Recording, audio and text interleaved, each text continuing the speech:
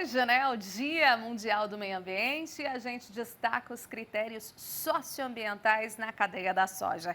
Critérios estes para atender cada vez mais às legislações e também às exigências rígidas da União Europeia. A gente vai falar agora sobre esse assunto com o diretor de sustentabilidade da Biov, Bernardo Pires, já conectado aqui com a gente. Bernardo, bom dia, bem-vindo aqui à nossa edição do Bem da Terra, um dia muito propício, né, para a gente iniciar aí a semana falando sobre o Dia Mundial do Meio Ambiente com a cadeia aí da principal commodity brasileira, que é a nossa soja, liderando nossos rankings aí de exportação. Então, justamente, eu gostaria de já chegar num ponto que é bastante importante aqui para a nossa conversa, que recentemente, né, a gente sabe do acordo Mercosul-União Europeia, desse acordo que já discorre por mais de 20 anos e foi estabelecido recentemente pela União Europeia mais exigências em relação às nossas produções agrícolas, de que forma que isso impacta na cadeia da soja e como é que vem sendo feito o trabalho que a gente conhece muito bem, que vocês fazem, de realmente mostrar e fazer a promoção da soja sustentável. Bom dia. Bom dia, Renata. Muito obrigado pelo convite. Um prazer participar do Bem da Terra. Esse tema, Renata, do Green Deal é um tema prioritário na Biov. Nós acompanhamos a nova legislação europeia desde o processo de consulta pública. Ano passado, o complexo soja, grão, farelo e óleo exportou 60 bilhões de dólares, dos quais 48 bilhões de dólares em grão, 7% desse valor foi para a Europa, 10 bilhões em farelo de soja, que tem inclusive mais valor agregado para ração de frango, porco ou salmão na Noruega, né? E óleo sustentável. Esse óleo de cozinha, né? Que inclusive temos um programa aí de reciclagem, por isso que eu brinquei que é o óleo sustentável. Para a Europa, eu diria que hoje nós temos um mercado de aproximadamente 10 bilhões de dólares, então é um mercado muito significativo, dos quais eu diria que metade do nosso farelo vai para o continente europeu.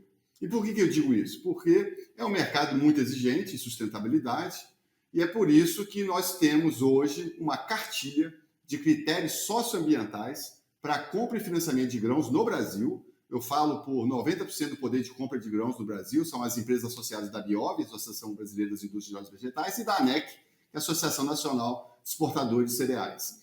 Depois eu posso falar um pouco mais como que funciona essa cartilha para padronizar, né, ter uma isonomia de competitividade em quem atua hoje no mercado na compra e financiamento de grãos do Brasil. Exatamente. Como é que vocês estão atendendo ou entendendo esses passos muito criteriosos, né, em relação à União Europeia, já que metade do nosso farelo segue para lá? E como é que vocês estão, de alguma maneira, comprovando, né, essa sustentabilidade? Porque não basta fazer, a gente tem que comprovar de fato, e a gente discorre sempre esse nosso assunto, né, Bernardo? Então, como é que vocês vêm trabalhando nesse sentido? Renato, o que é importante para o produtor entender, o telespectador, é que existem dois processos bem distintos para comprovar a origem sustentável de um produto agrícola. Primeiro é a originação. Então, a originação, nós temos que consultar as áreas embargadas do IBAMA, das Secretarias Estaduais do Meio Ambiente, se essa soja foi produzida em alguma fazenda que tem sobreposição com terras indígenas, se tem sobreposição com unidades de conservação, se por acaso a fazenda ou o produtor constam na lista de trabalho análogo ao escravo, né, o trabalho degradante, como queiram chamar, se o CAR está regular, se não tem nenhum desmatamento identificado pelo INPE, né, pelo PRODE, seja PRODES Amazônia, PRODES Cerrado. Então, isso é a origem sustentável, né? Temos, inclusive, programa de monitoramento da soja na Amazônia, temos o protocolo de grãos do Pará, com o Ministério Público Federal. Pois bem, isso o Brasil faz de uma forma impecável, né? As nossas empresas já seguem esses procedimentos há muitos anos. Agora, e da porteira para o silo e do silo para o porto? Bom, aí você precisa de ter segregação e rastreabilidade. Essa é o nosso grande desafio e não cabe setorialmente, né, nós nivelarmos isso, porque essa é uma função muito, eu diria, individual de cada empresa. Cada empresa tem sua peculiaridade de fazer toda essa rastreabilidade e essa segregação.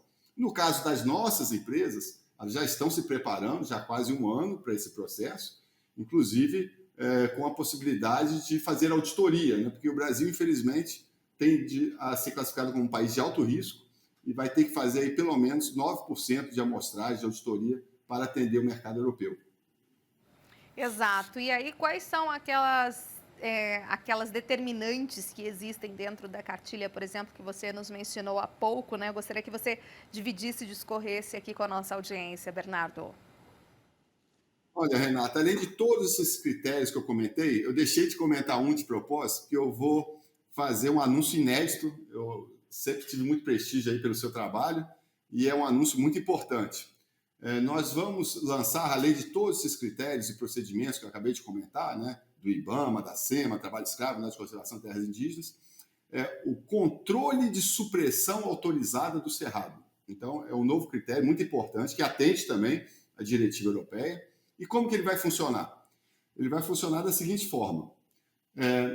A partir da safra que vem, 2023, 2024, quem plantar soja no bioma cerrado, nos 1.434 municípios que compõem o cerrado, e tiver essa soja em áreas que foram desmatadas após agosto de 2020, ou seja, que é o PRODES 2021 para frente, vai ter que comprovar, né, para o nosso setor, que possui autorização de supressão de vegetação, ou seja, que é um desmatamento autorizado. Caso ele comprove, né, a autorização está em dia, está no local adequado onde ele plantou, sinal verde, nós vamos continuar comercializando. Caso não tenha autorização de supressão de vegetação, caracterizaria então como um desmatamento ilegal e nós vamos bloquear essa compra e o financiamento do produtor até que ele se regularize naturalmente.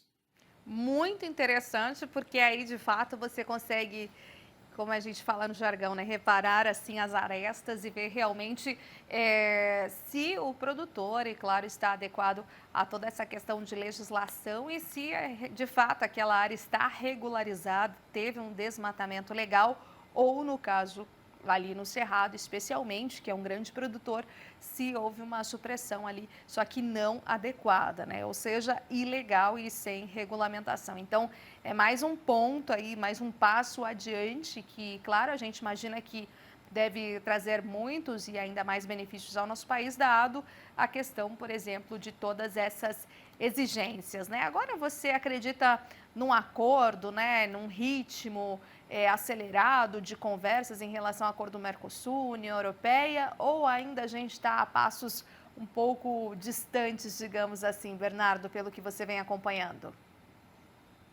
Antes de entrar na questão do acordo do Mercosul, eu queria só reforçar, Renata, que os produtores não têm nada a temer em relação a esses pactos, a esses acordos privados para atender o mercado europeu. E por que isso?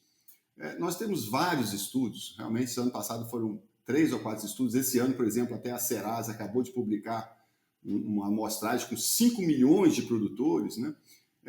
E nós sabemos que 98, 99% dos produtores são muito rigorosos quanto ao cumprimento legal. Você tem a minoria ali, 1%, 2% no máximo, que cometem infrações, né, desmatamento ilegal, por exemplo. Então, fiquem tranquilos que isso aí é para separar, de fato, o joio do trigo e não uma penalização contínua, né? Uma penalização que o produtor pode vir a se corrigir apresentando aí um programa de regularização ambiental. Em relação ao acordo Mercosul, eu vou ser bem breve, de fato, há um distanciamento ainda grande de qualquer acordo, mudamos o governo, pode ser que isso influencie aí nas questões diplomáticas, né? Mas eu vejo aí, principalmente em relação ao Green Deal, que o Brasil vai ter que demonstrar, e aí a questão assim, ambiental como um todo, sustentabilidade, vai ter que demonstrar muita maturidade para mudar a imagem que hoje temos lá fora, principalmente a percepção de falta de fiscalização, que o desmatamento vem aumentando, a questão aí de queimadas, né, incêndios indesejáveis. Então, eu acho que é uma questão mais de reputação e muito política e diplomática. Espero que as autoridades, que as nossas embaixadas lá fora, os nossos adidos agrícolas, possam contribuir nesse sentido, Renata. Exato, né? A gente tem esse trabalho super relevante, mostramos já aqui no nosso Bem da Terra em algumas oportunidades, alguns especiais com esses adidos agrícolas. Foram 2 semanas ali de entrevistas intensas, né? Atualmente, aí na minha última checagem, são 27 adidos agrícolas, sendo 7 aí mulheres bastante presentes. Tem a Angela Pérez no Peru, em outros postos de trabalho também. Então, muito relevante a gente ter realmente esse lado não só diplomático e de abertura de mercado, mas de reputação, conforme você colocou aqui na nossa conversa, Bernardo. E falando um pouquinho agora, próximo semestre, como é que a Biov deve trabalhar, em especial a sua linha, a sua área que é de sustentabilidade, né? Quais são os focos, as pautas prioritárias de agora em diante também, Bernardo? Olha, esse ano, Renata, nós vamos trabalhar com afinco na questão do bioma cerrado. Por quê? Há 17 anos nós temos um pacto, né, de desmatamento zero na Amazônia, funciona muito bem, mas nós temos aí o bioma cerrado, que até então não tínhamos um acordo setorial, que eu acabei de anunciar para vocês, que é o controle de supressão autorizado do cerrado. Além disso, nós vamos monitorar de perto todos os andamentos em relação à nova legislação europeia. É importante saber, há muita confusão, então eu queria esclarecer, aonde que pega o acordo da União Europeia? É floresta, não é floresta? Bom, hoje é o conceito de floresta da FAO, que vale para a União Europeia. O que é isso? É você ter árvores com porte médio acima de 5 metros de altura e uma copa viva de 10% de cobertura. Se você tirar uma foto de satélite, tem que ter pelo menos 10% de cobertura de copa viva. Pois bem, isso pega a floresta inteira, todo o bioma Amazônia, e pega a parte do cerrado, porque eu tenho visto o pessoal falar, fica tranquilo, o cerrado está fora. Não, se você tem aquela área de transição que chama Cerradão, né? Ali, Primavera do Leste, Lucas do Rio Verde para cima, né? Que é uma área de enclave ou ecótono entre a Amazônia e o Cerrado, toda aquela área tem elementos arbóreos, árvores de grande porte, de grande altura, que ultrapassam com certeza aí 5, 10 metros de altura e entram também na legislação europeia. Então nós temos que trabalhar esse conjunto e essa que é a nossa prioridade para o segundo semestre, Renata. Perfeito, então, muito obrigada. E falando em especial sobre essa área que é relevante, né, aos olhos do mundo também, voltada aí para a área do nosso cerrado, então, muito relevante a Biov estar em constante atuação por lá também. Obrigada, viu? Parabéns pelo seu trabalho, de todos aí da Biov, que são muito relevantes no intuito de informar e mostrar aí a toda a sociedade, né, os pontos prioritários, os pontos-chave na decorrência aí de um ambiente sustentável e de uma produção aí de soja sustentável e com rastreabilidade também. Muito obrigada, até uma próxima, Bernardo. Obrigado, Renata. Se você me permite, eu queria só falar uma frase. A água do Brasil, ela nasce do Cerrado e corre na Amazônia. Então, de fato, a preocupação com os nossos recursos hídricos, com o berço das águas, que é o Cerrado, dessa Semana do Meio Ambiente. Te desejo uma ótima semana para você, para o pessoal da produção do Bem da Terra. Muito obrigado mais uma vez, Renata. Obrigada, igualmente. Excelente semana aí Mundial do Meio Ambiente.